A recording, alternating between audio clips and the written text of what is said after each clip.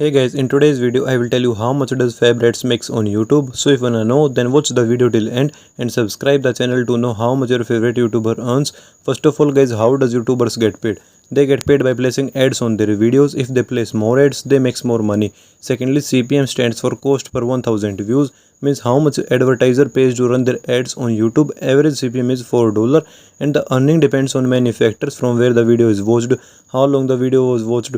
Thirdly, YouTube takes 45% of creator revenue, means 55% creator gets and 45% YouTube takes.